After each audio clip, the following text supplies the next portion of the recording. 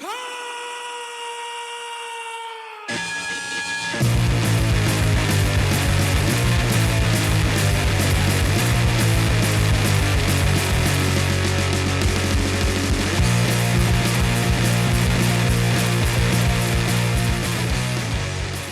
this is Rob with JaxPunx. I'm here to see a good friend of mine that I haven't seen in over 30 years. This is John Fiveash, and he still skates, so we're out here at Kona, and he's in from Asheville giving it hell. Here he is.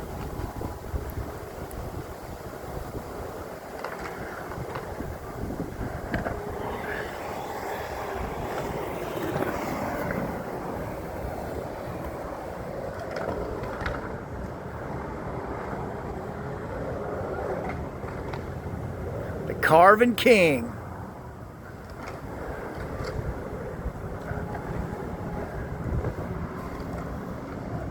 Hoo! So here we are. We're in the green room at Kona. We wanted to get somewhere quiet. That way we won't have people bothering us.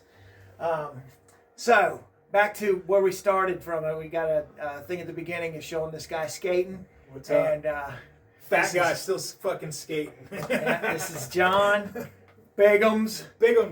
Fiveash. Yep. Yeah. So John, why did you start listening to punk rock? rock? I started listening to punk rock because of the place we're sitting right here, Kona Skateboard Park. I got lucky when I was a kid. We grew up on 16th Avenue inside the apartments around a bunch of surfer kids when I was in elementary school. And so we started skating when I was in elementary school. And then my dad figured out that he could take us to Kona Skateboard Park, drop us off, drive over to the Jacksonville Regency Mall, to the Bennigans over there, get drunk as fuck. Can I cuss in this thing? Okay. Okay. Get drunk as fuck and drive back over and pick us up. And that's what he did on Friday nights and Saturday nights. It was a built-in babysitter. And because of that, it put us right here around a bunch of older guys. It put us around a guy by the name of Jeff Head. I think Jeff Head went on and he running security for, I think, like Limp Bizkit. Yes, he did. Yeah, that's embarrassing, Jacksonville. Fucking what's wrong with you? But anyway, Slipknot too. Was you? Oh, Slipknot's okay. I didn't know he went with Slipknot. That's cool. So, but he was like one of my idols I looked up to, and then of course Frank Bago was one of my idols. And so, but what was funny though, because back then in the '80s, they made fun of people, and I was a little fat kid. They called me Jelly Bean, and how I learned how to fucking skate was because they would fucking make fun of me and like they would fucking bully me the shit, and so you just became a good skater because you didn't want to get fucked with. But what was so cool about it, Jeff Head was picking on me one day, and then Frank was like, "Hey man," he goes, "here's a tape to you," and he handed me a tape, and on that tape was body count. And here I am. I'm in the 5th grade. I was 11 years old. I have body count, and they said the word "fuck" in it, dude. And I was like, oh, fuck Jeff, fuck Jeff, fuck Jeff, fuck Jeff, fuck you too. Fuck Mayor Jane Godbolt. Fuck the Bulls. Fuck Jacksonville. Fuck Jeff, fuck Jeff, fuck Jeff, fuck Jeff, fuck Jeff, fuck you too. Dude, I listened to that shit forever and ever and ever until the point. So every night when going to bed from there on out for the next 2 years before I got my first punk rock record, I listened to the Beach Boys and Body Count, and it's still fucking seared into my fucking memory. I feel like I could pick the guitar up right now and play Fuck Jacksonville. That's how much I listen to that song, dude. So that's the reason why, because I looked up to like Frank Bago, Jeff. There was a guy, Randy Barfield. Randy Barfield. Yeah, Barfield. He was really nice, and so they had good hearts, and so like Frank had a really, really good heart. Yes, and so even though they picked on you and shit, like Frank was the guy. Like Frank's girlfriend was the first person I ever seen titties on. He's the first person to like do all kind of shit for me, man. So it was like, cause I was, in the 5th grade, I was already 6 foot and had hair under my fucking arms, dude. I just shot up and always just been a big guy, and so everybody thought I was a lot older than I was, and so. Yeah, and so it was so yeah, from there, I just worship, you grow up looking up to these heroes, and my heroes were punkers, and so I was like, I just want to be like fucking Frank Bago. I just want to be fucking just like that motherfucker, dude. You ain't the only one. Yeah. I promise you we're not, dude, because he's like, and so that was the nice thing about punk rock here in Jacksonville. So Frank and Jeff and Martin and all these guys, they were into this music, and they were giving out these blank tapes to all these to kids and to all these things. And this was a hub where the music was being transferred in like these local bands. And Frank and actually Jeff had a lot to do with that. And so that's passing awesome. out those tapes and shit. And so I can't remember. There's probably other players, and I can't remember your names. I'm sorry. I just I can picture your faces because then as a kid you had more than one because we had Buck Smith. And then we had Kevin Lambert. Yeah, we had all those people, man. They were just, and come to find out, they were like 2 years older than you. And you're like, you thought, I don't know why, you just thought they were just, Well, if they're 10 and you're 8, they're 20% older than you. That's true. And so, as a little kid, you're just like, and those are the little kids that just, and when you listen, it just releases that serotonin of I don't give a fuck who's watching or what's going on. Let's fucking get it. Yeah, I love the energy. I love the energy of punk rock. Yeah, let's get it. There ain't nothing got the energy like punk. Especially back then, they were such violent shows back then. Man, because we didn't know what to do with it. We went from the Pointer Sisters to fucking our parents were forcing Pointer Sisters down our throats to fucking holy shit. Let's go. And then a lot of rednecks would come to shows. Yeah. They didn't know what was going on. It was interesting. So what was the first album you ever got? I'm so lucky. Skateboarding, it was like has always been in my life. It's always been I've always owned one, and I can't remember a time in my life it wasn't. And my mom was really cool. I lived at the 16th Avenue in Jacksonville Beach, and I also lived in Atlantic Beach. So it was cool because I had both sets. My father lived in Atlantic Beach, so I had Rat Town, and I surfed at the Sea Turtle and all that stuff. So we had that whole crew right there, and then so they knew me, and I was hanging out in that little area sometimes. And then I had 16th Avenue and the pier. Well, I got lucky, and the Constitution Cove skate ramp. Where Neil Mims, what's up, Neil? Hope you're watching this. He fucked up his leg there, almost lost his leg there, but it was a half pipe. It was an old built half pipe. Well, we tore that down and built it in my backyard. And so I had you took it apart. Yeah, he took it apart. We ended up, this guy, whoever, I can't remember that guy, but fuck you.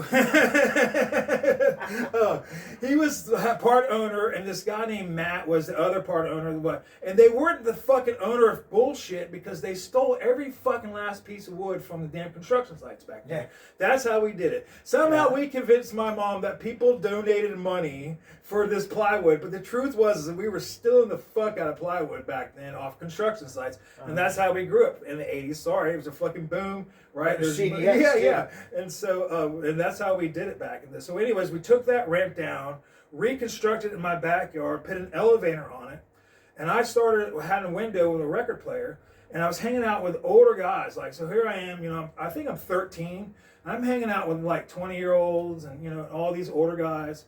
And they gave me my first record. They gave me 2 records. And so they gave them to me. And the first record they gave me to was Boneless Ones, Skate for the Devil. Oh, yeah. Right. So that's a cool ass speed metal. I'm scared. Halfway through the night, I'm scared. And so that's a kick-ass fucking song. Yeah. And so so you're just playing that, blaring that. And they gave me Crass, Penis Envy. Whoa. And so I had Crass, Penis Envy. And so those are the 2 first records that I owned. They were given to me. Mm-hmm. And so that's how I got into marijuana early. I got into beer drinking early because they were just throwing parties in my backyard. And what was cool about it is that the neighbor across the street, back behind my ramp, was a guy by the name of Mitch. I want to say Walker, but it might be Robinson. But he did a magazine, so you guys will remember him by the magazine he did. He did Rawhide Skateboard Magazine. He also did clips of music inside that magazine. And then, of course, he's the one that, of course, at that time, Thrasher was also in our life. So we were getting music through Thrasher to skate rock. So I can't remember how I got the skate rock cassette. And we were getting, at that time, in 85, we were getting a lot of music down the pipe if you were a skateboarder. Yeah. So a lot of people like, oh, Pal Peralta has their place, granted, but the real videos was Agent Orange videos, the Agent Orange, I think it's Summer Nights. And so you got introduced to Agent Orange in 85. And the cool thing about, I think, the Pal Peralta video, you got introduced to the Faction. Oh, yeah. Because, right, and so we got that music, the Faction. Mm-hmm. And then there was that one guy at the ramp who had the yellow shirt on that had the Corrosion Conformity. And that's how we found Corrosion Conformity, because that guy wearing a shirt.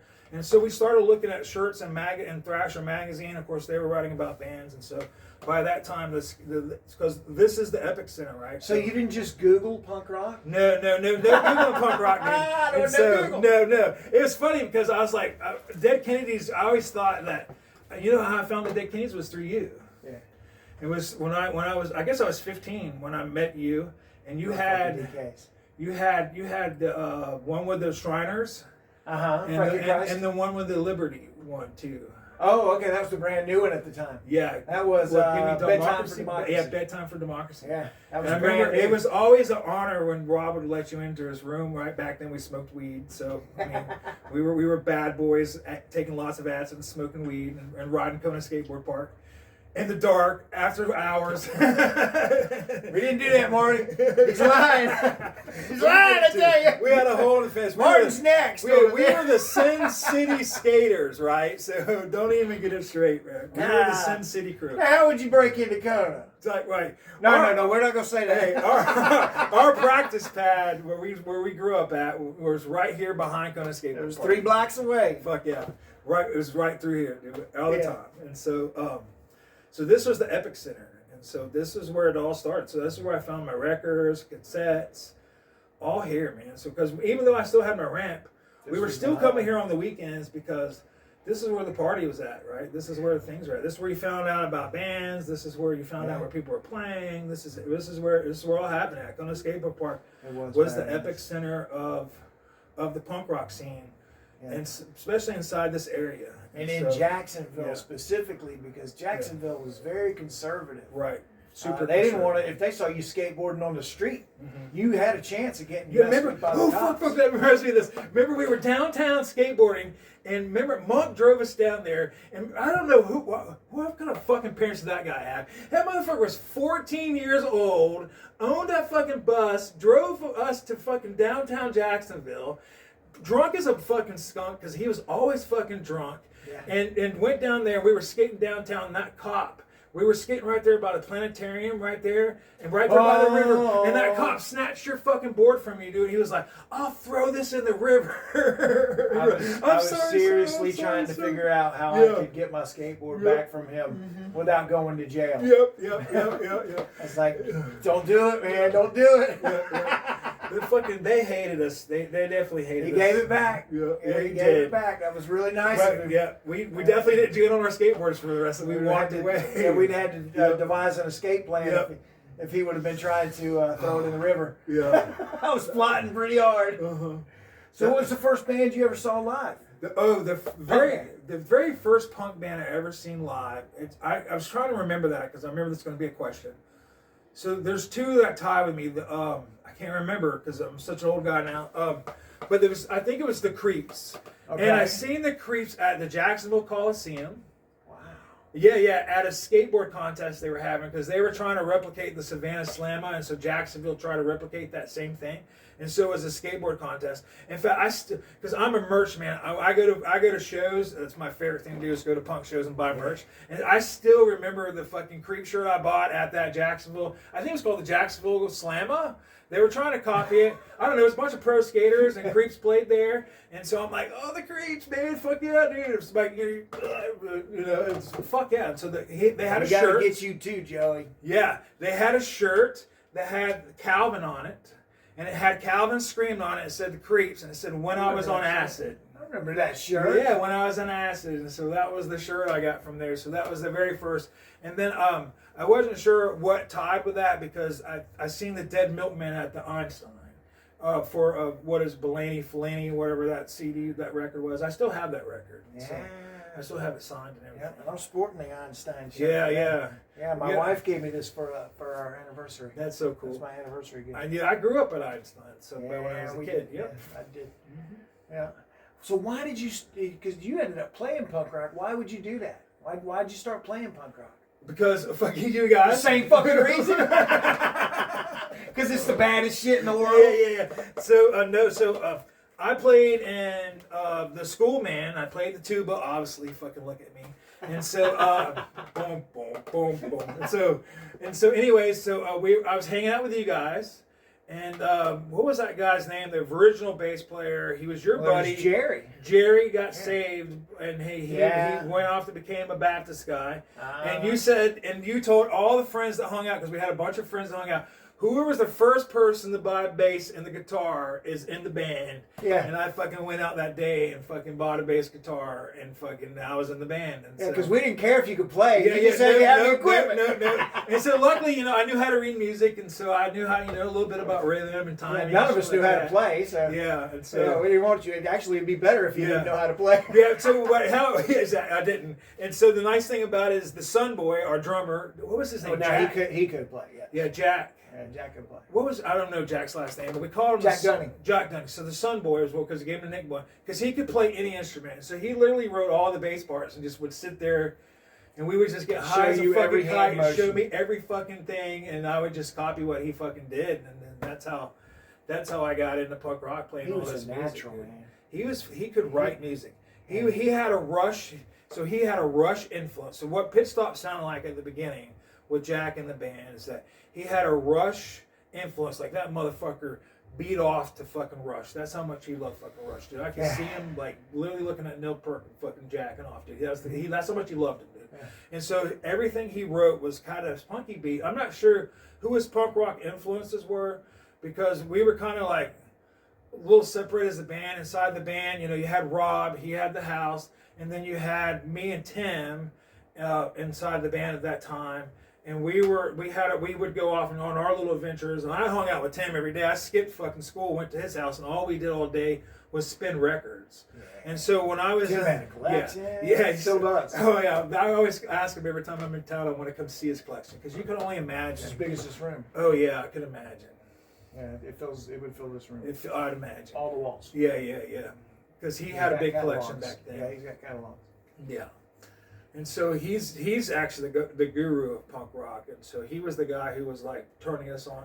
He'd make all of us mixtapes. He said, "I think you'd like this mixtape." So I think you'd like this mixtape. So I'm not sure what mixtape Jack liked and what Tim made him. It'd be interesting to hear what kind, because since Tim would probably know, because he really sat around all day long and made tapes for people. And that's what he did, and so he was such a unique person, and so he was really spreading the gospel of punk rock inside of Jacksonville, Florida too at that time, and influencing people. And so I heard that there's lost tapes of our band there, and so. So, well, they're not lost. They're not lost. Tim still has them. It's just not lost, but I didn't. They're lost. They're found to me. I just found out. So yeah, well, I'm working on getting them mastered up to where they're going to be.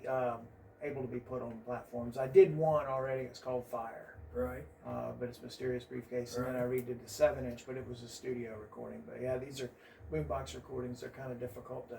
Yeah, I bet you. You got to squeeze out as much as you can of the good stuff, and be able to filter out. There was no good stuff back then. Filter out the bad stuff. No, we had some good songs. I thought we had My Right. Well, that was a Scoots and Weasel song, but we got this crowd started with that, and then we had that song. I don't remember the name, but I remember how it starts. Sleep Tight America? Yep, I think that's what that is. You would go. That's what you would do when you would sing that song. I can't remember all that. And then it would go.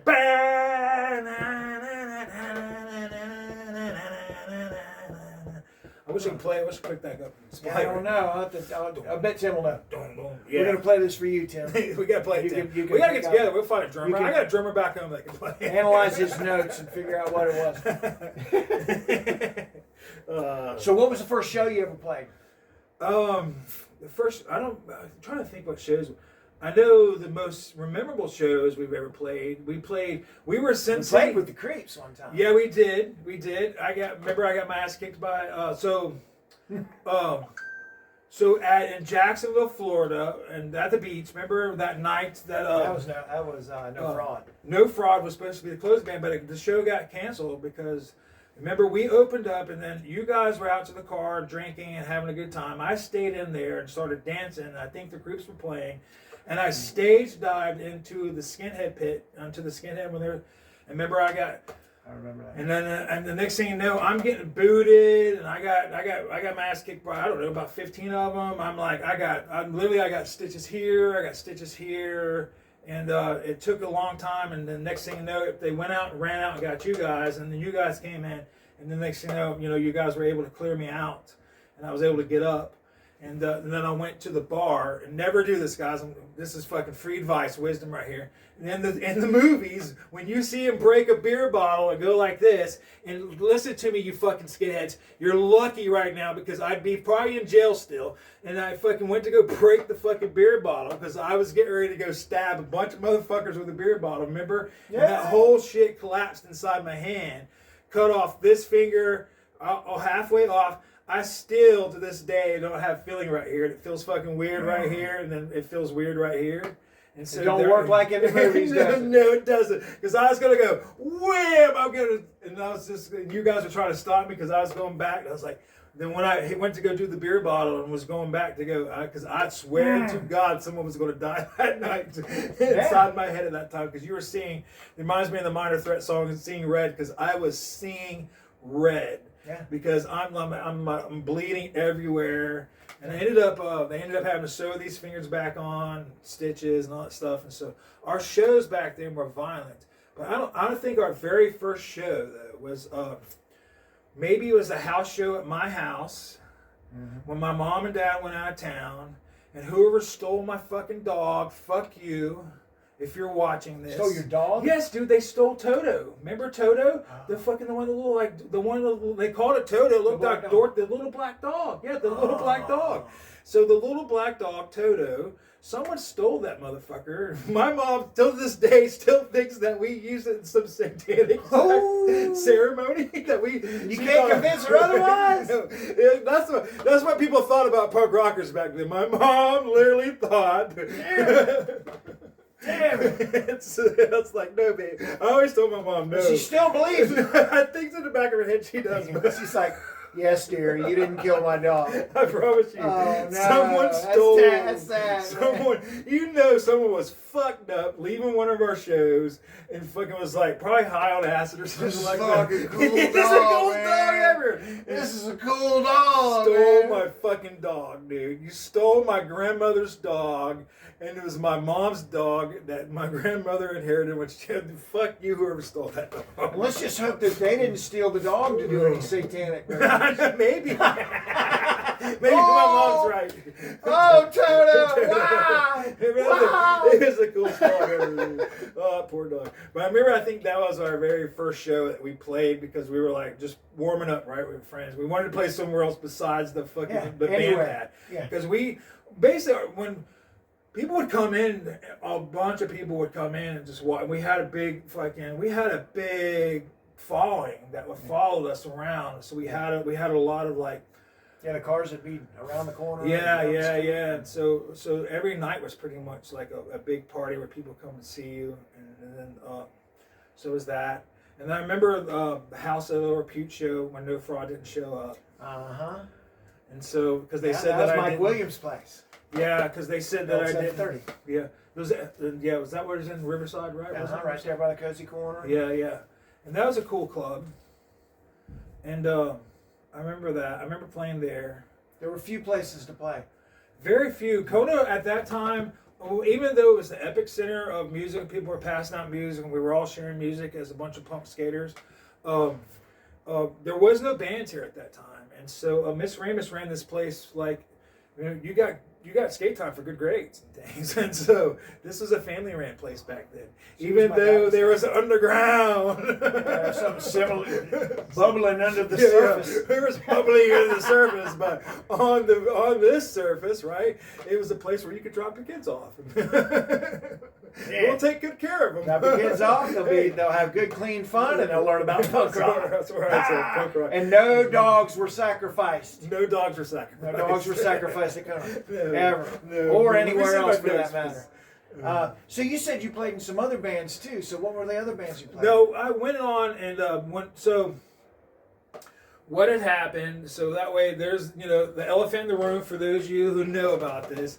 I was a fuck up, and I was taking a lot of acid back then, doing a lot of cocaine, and I ended up thinking it was a good idea to take the band's money and buy a ski boat. I was kiting it at that time. A ski boat? Yeah, I bought Tim's dad's ski boat. I got a good deal on it. Because I didn't have a driver's license, dude. No driver's license at all. Damn it. I didn't have a car. Remember, I never owned a car. So how are you going to get the ski boat Dude, anyway? that's what my mom was like, what the fuck is wrong with you? And I'm like, Rig up a harness I was like, and drag I'm it there. on 14 hits of acid and I'm fucking on coke right now and I'm not making good decisions. But I was making good money because remember, we're just calling by their nicknames. Remember Acid Dave would come in from the Grateful Dead. Talking about Dave Stepp. Yes, We just did an interview with him in here, actually. Are you serious?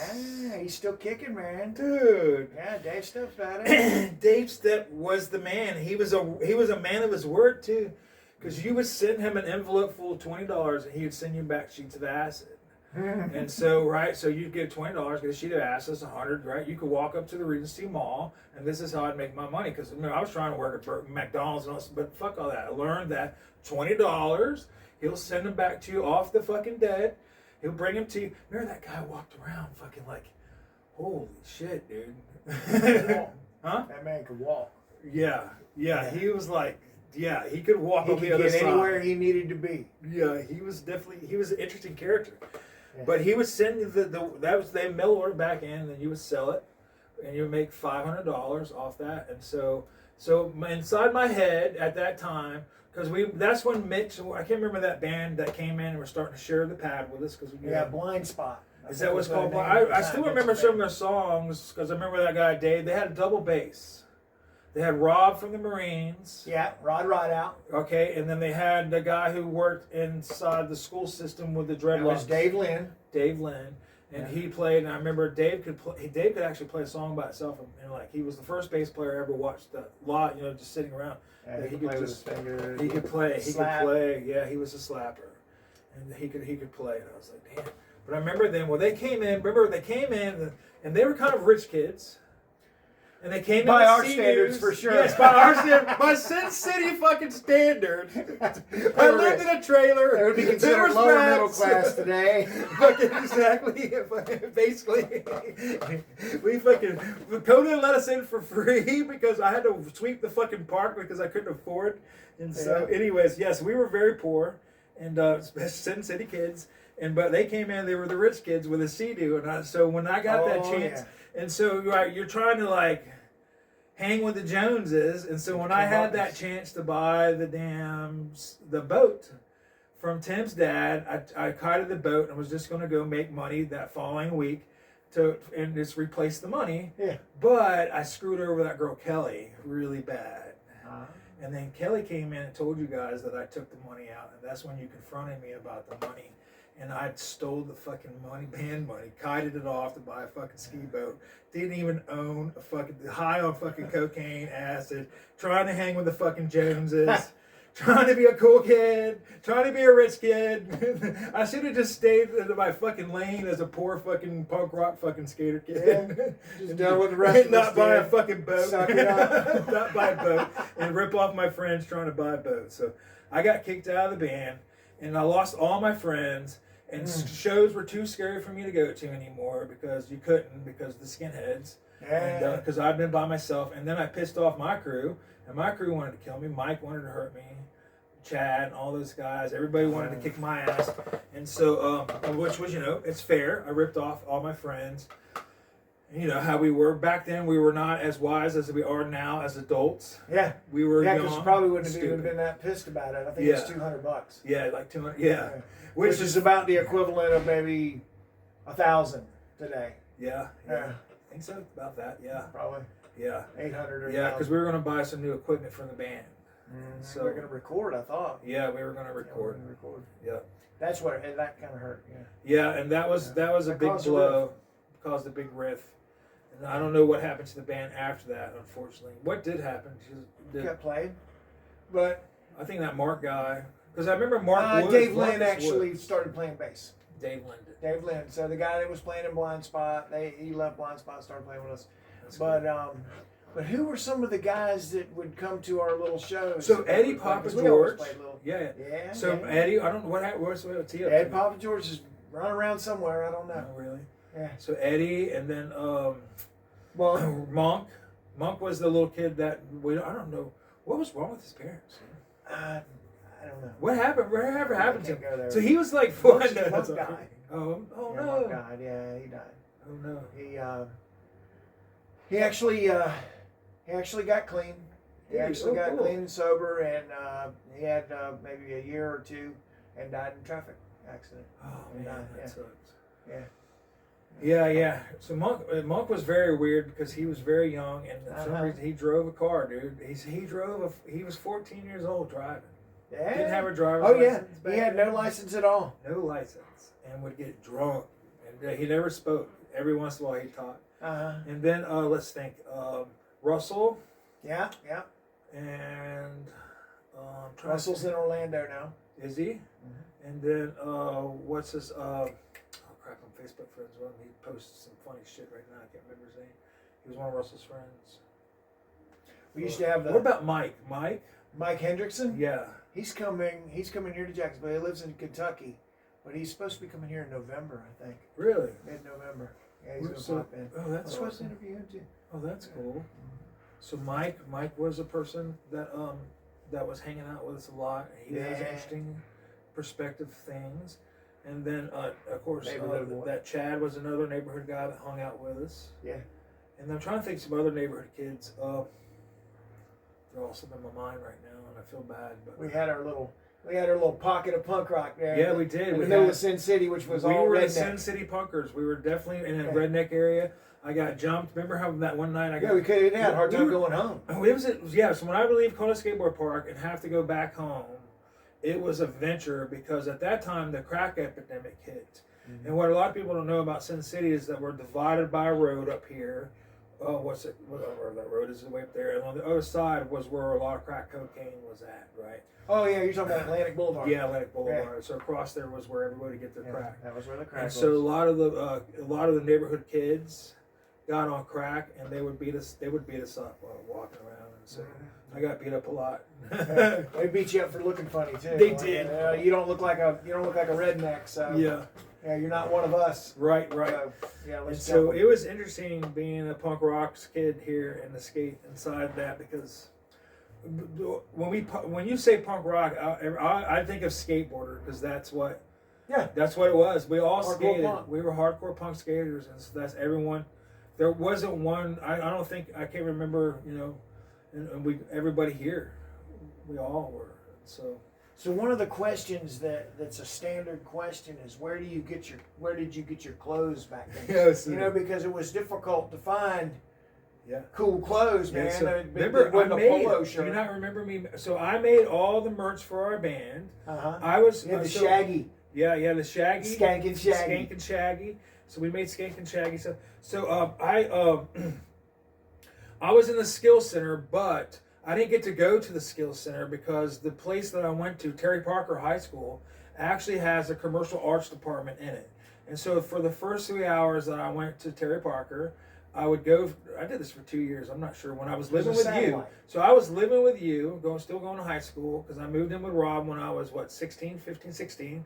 And so I was 16, moving into the band room because we were partying hard. And I would get up and go to school, but I would go to school so that way I could make fucking shirts. So I was making bootleg shirts. I was making stickers, and I was making all that shit right there in the skill center. And then after that, there was band practice, like high school band practice, and I would just jam out because I was high as a fucking kite.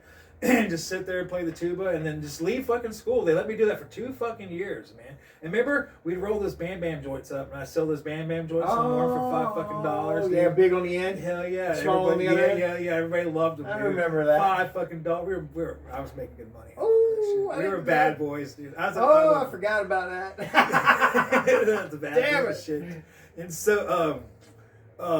And so, but anyway, so I was able to make all my shit there. So I was making my own punk rock shirts.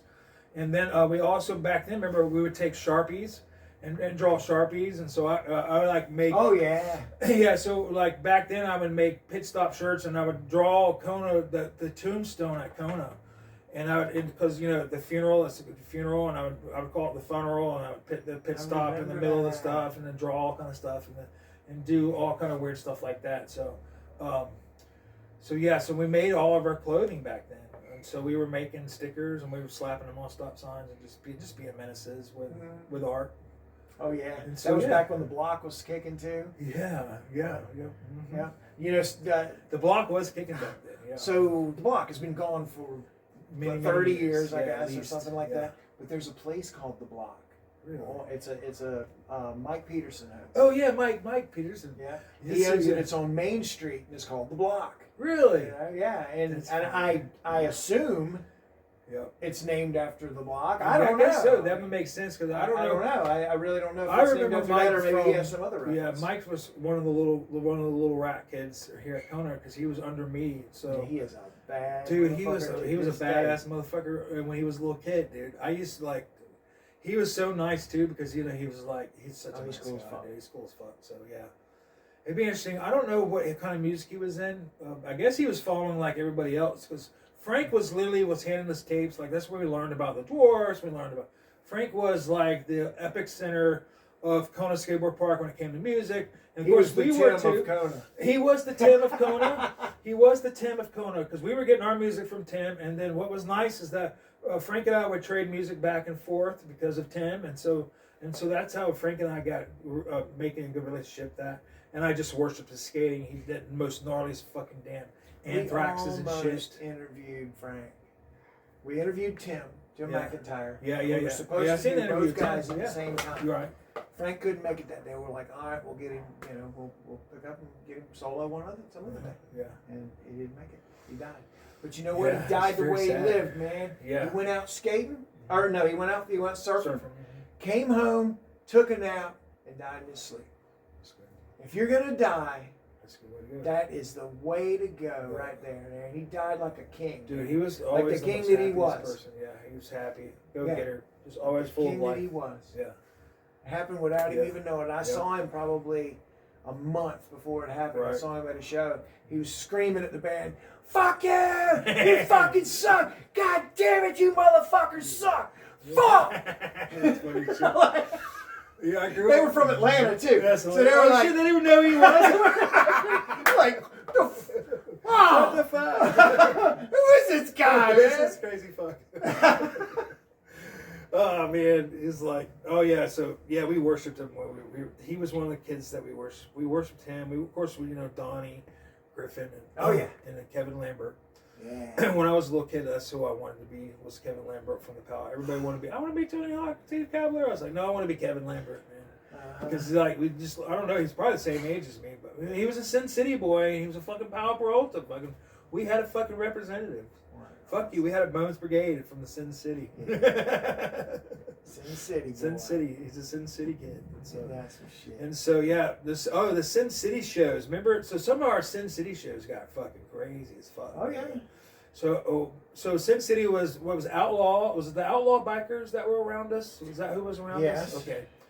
So Rob, we had some friends that were pretty shady characters inside of Sin City, and they had us do some house shows. And there was some shady shit that went down inside some of those house shows. They got crazy as fuck. I remember one night I was at this one house show, and then this guy, I won't say his name because who knows if he even killed this fucking dude. Because he jumped off of this house with this baseball bat and just went into this guy's head. And I remember I was sitting there playing the bass. I and think I was that was looking at out the Shannon window. Williamson's house. Was it? Yeah. Okay, so I was looking out the fucking window, dude. And I'm like, let's see this guy just literally just coming out of the top of the window like this with a baseball bat. And wham! Right on this guy's head. And I'm like, holy shit! I'm like, this is fucking crazy. And like, we are causing fucking nothing but havoc right now. Pure fucking energy of like, fuck you, jump off houses and fucking, it was crazy, man. We used to have some riot-like situations. It was very riot-like situations, dude. The Sin City house shows got crazy as fuck, dude. Yeah, Spike's Doghouse used to get really crazy too. I never got a chance to go to Spike's Doghouse. Oh, you did? I was out of it by then. Oh, okay. So we were still doing house shows and shit like that. We were There making wasn't the many scene. places to play. There was We got no kicked scene out of back then. Metropolis. Yep, we did. And so there was no scene back then, so you had to make your own scene. And so everybody was making their own scene, and it was the beginning of the scene before. And so by the time Warped Tour came through, the scene had already been established, because that's the biggest show I remember before I left, which I forgot the question that you asked, sorry, but who cares? Was yeah, exactly. It was when I left here after the Warped Tour, and I went and did the Tooth and Nail route. And so I went and followed that punk rock thing, and I ended up becoming a pastor. I went to college and all that stuff, and then playing in bands from there that toured around in England and stuff like that. But that was fun. But there were more of I was still spreading the gospel punk rock through Tooth and Nail and all that stuff. What is Tooth and Nail? So Tooth and Nail is a punk rock record label that has things like MXPX. That's where MXPX came from. Okay. That's where 90 Pound Wuss came from. It's where I'm trying to think of some other bands. Outer Circle, which is a badass fucking band. That's where they came from, and all that kind of things. And then so that's kind of like the route I took. And then as you grow older, you start to mature and figure out other paths of life. And so I'm not walking down that path quite anymore as I used to. I'm still a spiritual person, because that's just the way I feel like, I can feel it. So, you have a great spirit, man. Yeah, exactly. I just feel it. So whatever. So I don't really put a label on it anymore. Because I really hang out now. So I played in that kind of a band. So we more of a worship kind of bands, where it was more. It was really weird worship. We got into some really like strange things, like not like weird, but like different. We're pushing the boundaries of Christian music inside of what were ideas of what could worship music be. Okay. And so that's where I took that path after I left here, because when I fucked up, I lost everything. I lost my whole community because I was a fuck up, man. No one wanted me anymore, so I became. It was one bad decision. I know, but you know how it was back then. Huh? That's fucking how harsh. It was harsh back then. It was very harsh. Everybody was harsh back then. Yeah. And so that was just the way it was in the '80s. It was very black and white back then, because it was a very conservative town, very racist town, very, very, very harsh town. Oh yeah. And so it was a very violent town, and a rough scene. It was a rough scene. And so, and that's just the way it was back then. And so, but anyway, so nowadays I'm in the fucking most awesome scene in the world. But now I go to I actually travel around a bunch, and so I've seen Billy Bats and the Made Men. Yeah, I have, dude. They're fucking awesome, I've seen man. them I saw 9 them in times. Atlanta. I've seen them 9 times this year. Yeah, I saw them in Atlanta when they were like 14 or 15 years old. Yes, when they were young. They were tiny. They were little dudes, man. Yeah. They were kicking ass, too. Kicking ass, dude. They were so Playing badass. just old covers of old songs, 7-second songs and shit. Super fast. Super fucking fast, dude. But I've seen 100. So I made a New Year's resolution this year to go see 100 punk bands. First time ever in my life kept a New Year's resolution. I'm at 164 punk bands now. Just as a fan, nothing else. And if they have a T-shirt that fits me, I buy it. If they have stickers, I buy it. Whatever they have, I buy it. Yeah. And so I'm just supporting the scene up You're there. fucking awesome. And which, yeah, it's been fun as fuck, dude. And it's something about live punk rock music that is. Oh yeah. And you know what? So here's the thing about. So I've been inside the church and I've been inside the punk scene. And I can tell you 1,000 times that there's much more love inside the fucking punk scene than there is the fucking church, dude. Because no one's trying to impress anyone. No one gives a fuck. No one wants anything from you. Everyone's accepting. As long as you're accepting them and loving on them, fucking they'll love on you. That's what makes the punk scene so fucking awesome. And that's everywhere. It's changed now. It's weird how it's changed like that. I haven't seen a fight in years. I haven't either, man. I haven't. The last time I felt dangerous at a show was when the Creeps reunited and they played here at Kona. And that's the night I seen Tim. I got to hug Tim's neck. They played here with 1986 and I can't remember the other band. And the Creeps gathered and played here. How the fuck did I miss you? I Because I could have sworn I was there. No, I don't think you were there. I saw the Creeps here. Tim said, Tim was like, nah, Rob said he was going to be here. But yeah. Huh. And so, yeah. And it felt a little dangerous. That was the last time I felt slightly dangerous. Because the skinheads. Because there's a bunch of old motherfuckers there. There's a bunch of old skinheads there that I used to get in fights with. They recognized me. I recognized them. Because, we were an anti-skinhead Nazis. I should get it right. Because we had skinheads around us. But we were anti-Nazi skinheads. And we were very vocal about that. And we were literally like, we were the ones that when Hillbilly talked about that in his interview about the people at the beach going and fighting, we were the fuckers they were fighting. And so we were the ones going down there to fight the Nazi skinheads back in those days. And so we were the rebel raisers on the other side of fuck you. Like if you were like, that's how it was here at Kona. Like I would beat up people that skinheads that walk in here and it's on, motherfucker. We're not even playing in the same fucking places anymore because you guys are ruining the shows and you're coming in and you guys are beating the shit out of us. And I got my ass beat and we were getting our asses. If you were caught by yourself back then, especially at a show, if you went to a show by yourself back then without your crew, you were fucked. Yeah, if you didn't have your boys with you, you'd be fucked up. Yeah, it's funny because now I say it's funny. It's not really funny, but it's cool now because I see the old guys and we go up and shake hands. If you've survived this long, A, I guess is the criteria that we meet. Right. You're still alive. Right. B, you're still fucking going to punk shows. Yeah. Then it's all good. It's all good. It's all good. All is forgiven. All is forgiven. We're all straight. And there ain't no bullshit. Yeah. I see guys from the old days that we may have not got along, and we're that's what blew me away like when I see you carrots. sitting down with Hillbilly. I was like, holy crap, dude. Fucking Rob's Hillbilly's sitting awesome, down with man. Hillbilly. Yeah. Hey. Hillbilly's awesome. I Yeah. see him at shows all the time. Dude, is he at shows all the time? Fuck yeah. Agnostic front, mainly New York shit. Maybe New York shit, he's an Oi guy. New York hardcore. Yeah, he likes the Oi stuff. I love Oi stuff too, man. There's a bunch of great Hillbilly's Oi bad. bands out there. He's a cool motherfucker. Yeah. He's changed a lot over the years. We all have. We all have, yeah. We all have. I think we've somehow, we're not such dicks anymore. They were not. We're too old to be dicks now. I'm still slightly a dick. We're fucking limp. I'm not gonna lie to you, Laura. I'm still a dick. We're still dicks. We're just limp. I'm still a dick. I still feel like I got it, man. Lip is a dish rag. What are you talking about? Good for you. I'm still trying to hold on.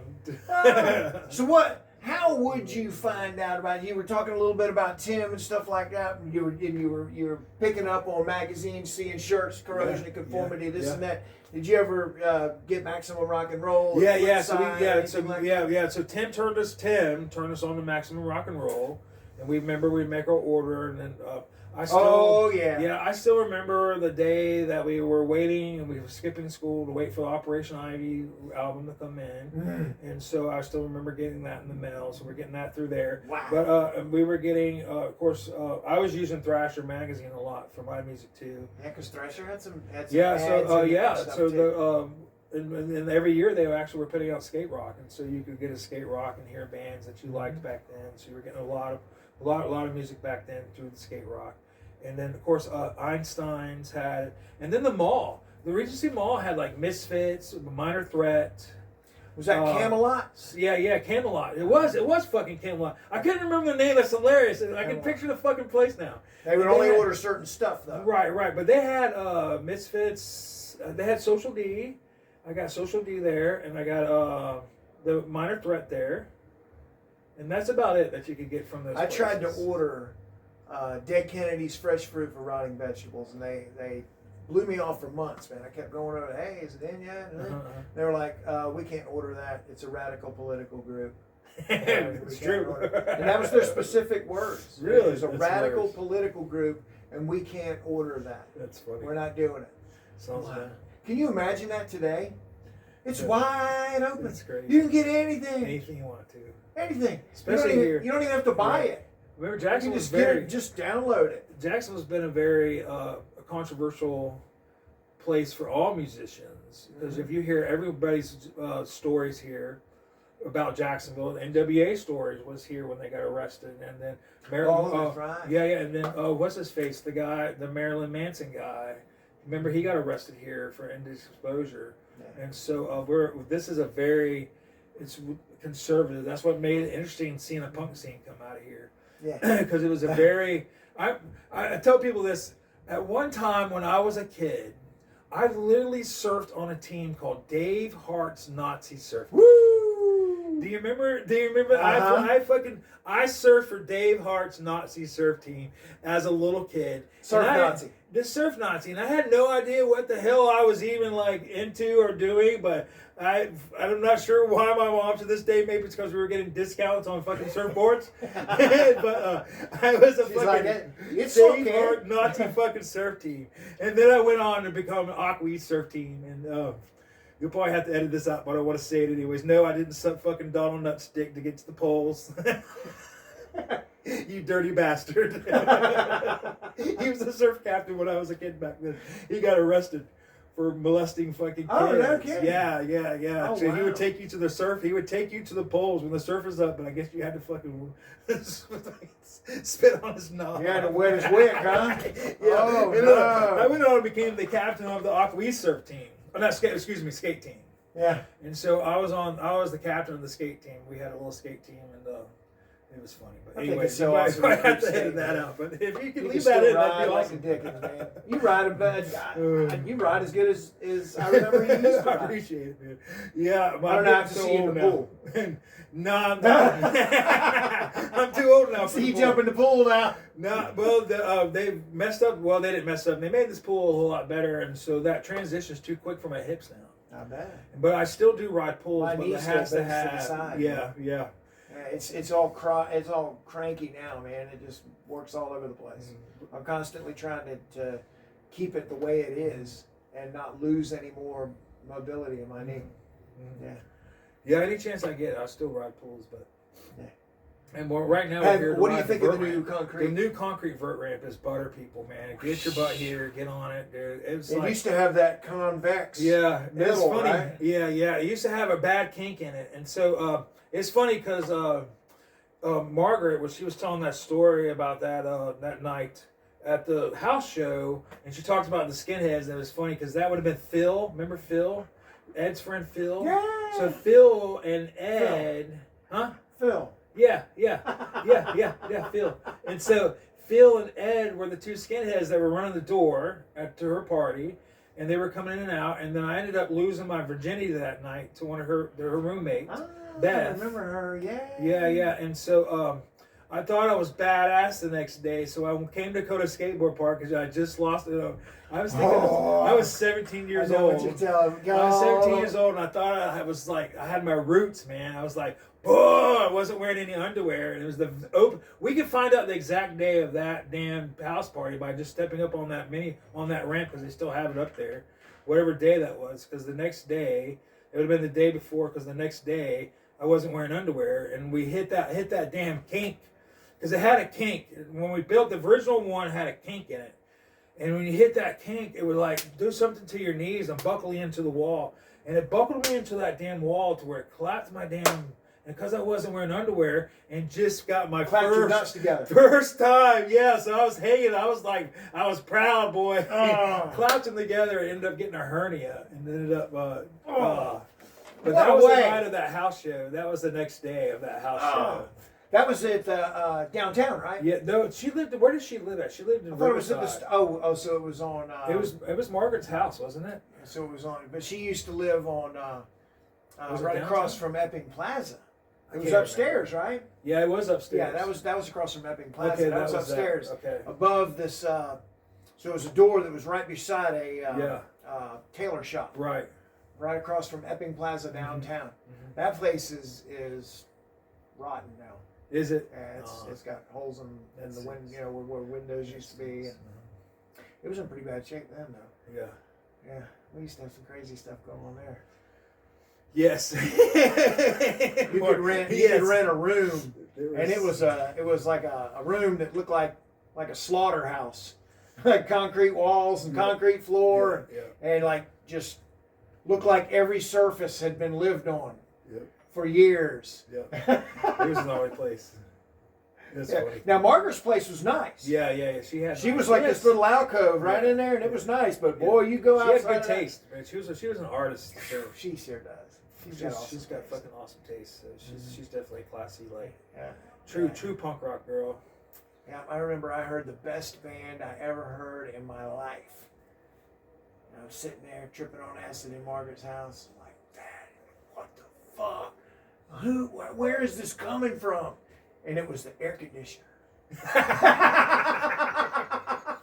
The air conditioner had some kind of little shit going on. We had good asses back then. That's badass, man. It sounds like from the chocolate dead. grasshopper, man. Whoa! We were getting it straight from the dead back. These are the fun, man. They're the best. Where is there another band playing around? She's like, there's no other band playing around. Yes, there is. There's got to be somewhere. There's somewhere around here. Finally, I isolated it. I was like, they're over by the window. No, it's a window unit. Oh, shit. So how did we promote shows? I say we. How did you? We promoted, we hung up flyers and we told people here at Kona, and we hung out. On a flyer brigade. We were just flyer brigades. That's the only way to promote shows back then. There was no other way, really. I mean, you couldn't get shit on radio because that cost money, and that was the only other way of communication, really, back then. And definitely TV was out of fucking question. We weren't getting on the radio. We weren't getting on the TV. We're getting... So it was just... There was no internet. Word of mouth, kind of. And there was no cell phone. So really, this was the epicenter because right here, people would come together, and then you had people from this crew, that crew, this crew, and we all skated together. And because see, Frank was in a totally different crew than we were. Beach. And so, and this person was in, I can't remember who the other players were because someone needs to put these pieces together because I can't remember the names. But there were other players, like there was an Orange Park skater that would come. And I can't remember his name. He was a black guy. Really could skate. He had the beautiful ollies across that flag, and so he hung out with a crew in Orange Park, and so he would tell that crew. So they're like Suburban Nightmare guys. Yes, I guess that would be that crew. That was Orange Park. Yeah, and so then that crew would tell people, and then so There's a punk band in every little region of Jacksonville. Yeah, and so they would all come here. So they all had skaters, and they all would come here, and then we'd all tell each other about. And that's how we found out about out of state bands. Like we had bands that would come here and skate from Atlanta, Georgia. What was it called? The Curve. Anti-Heroes. Crew, yeah, the Anti-Heroes. All those guys came out of those bands were coming here to Kona Skateboard Park, and that's how we were learning about other bands. Because back then, I mean, there were so many bands. Because when Black Flag and all these bands and all these cans came out, everybody could pick up an instrument and made it to where it was accessible because you could play punk rock. You know, all you need is fucking notes, one fucking note, and have enough balls to fucking play one note. Yeah. Here we go, motherfuckers. Fuck you too. Fuck Jacksonville. Fuck Jacksonville. Fuck the Bear Takeoff. Fuck the Bulls. It didn't take much talent to do that shit. But it was all about the spirit, right? But it took some fucking energy. It took energy and balls. It's if you could do that, you could be a punk. You could have started a punk rock band. And so there were so many of them. We did. Yeah, we did. And so there were so many of them back then. And so, but the players, because those bands had already broken up, because the players were us, Pit Stop, and then the Creeps, and then seems like Brutal Assault was still around. Brutal Assault was around, sorta. Yeah. But and Suburban Nightmare. Suburban Nightmare. Who else would have been around back then? Blaine Cruz. Okay. Yeah, Blaine Cruz. Who else? I can't remember who we've all played with though. I don't think we played with Suburban Nightmare. No. But we, well, not during our time. So we played with the Creeps. I think that was probably about it. Yeah, Creeps, and then we played with you were in your yeah. So it was fun. So for the first 3 years, I guess once Jerry, because it wasn't very long when Jerry left when he took a different path in life. Yeah. And then so Jerry's doing well. He's I see him every now and then. Do you? Cool. That's good to hear. He's running around having fun. How about who else was in the band? How about Marcus Woods? Do you remember Marcus Wood? Yeah, he did he end up going and like inheriting his dad's plumbing business? He owns a plumbing company. It's Marcus Wood Plumbing now. Okay. It's his name. I figured. C.W. Wood is still around. Who is they're getting run by somebody else. Oh really? I think his other brother. I think he's doing it, but yeah, Marcus is running Marcus Wood Plumbing, and he was a badass guitarist. He could shred. Yes, he was a shredder. But he had more of a metal shred to him. Yeah, he liked Metallica. He did. He liked Metallica. Yeah. There was a fine line with that crossover kind of thing. It was back then. It was very. Yeah. We were all listening to Metallica back then, and so it was funny because Minor Threat was Dead Kennedys, Minor Threats, and so the bands that you could get out of the big things were kind of all Zero Boys. Right. And so that's awesome shit. Well, man, what the fuck, dude? This is crazy. 30 plus years I haven't seen you. I got so many questions, like 30 fucking years. Yeah. Yeah, man. Later. See you guys.